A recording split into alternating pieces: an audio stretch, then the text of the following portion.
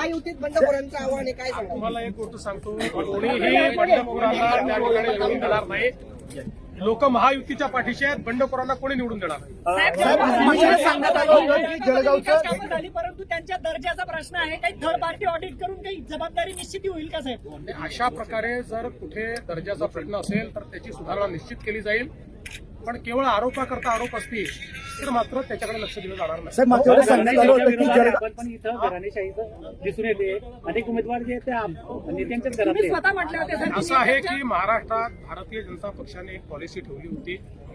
त्या अंतर्गत आम्ही हा निर्णय केला आणि जवळजवळ सगळीकडे आम्ही अशा पद्धतीनं कुठलेही नवीन उमेदवार दिले नाही.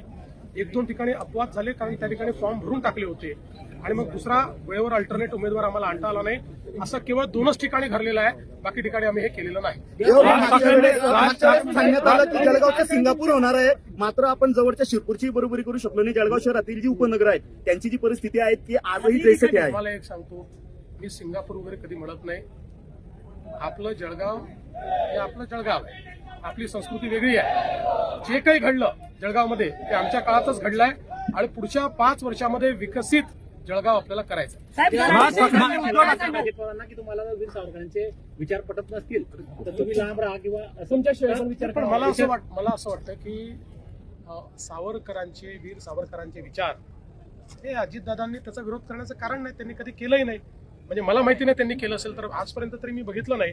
पण हे आमची भूमिका ही पक्की आहे की वीर सावरकरांचा विरोध हा आम्हाला मान्य नाही. राज ठाकरेंनी उद्धव ठाकरेंना पक्ष सरेंडर केल्याचं दुरी म्हणतायत भाजपामध्ये गेल्यानंतर.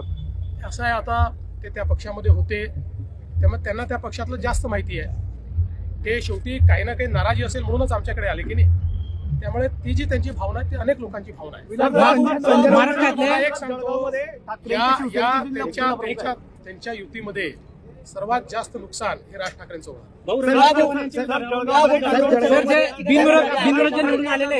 असं आहे की रवींद्र चव्हाणांनी त्या विधानावर स्पष्टीकरणही दिलेलं आहे, दिलगिरी व्यक्त केलेली आहे.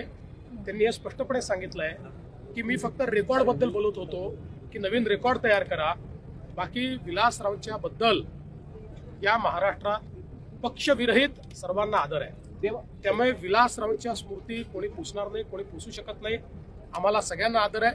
आम्ही जरी काँग्रेसच्या विरुद्ध लढत असलो तरी देखील विलासरावांच्या संदर्भात आमचं सगळ्यांचं असं मत आहे की महाराष्ट्रातले जे प्रमुख नेते आहेत, ज्यांनी महाराष्ट्रामध्ये उत्तम काम केलं, त्यापैकी एक विलासराव आहेत.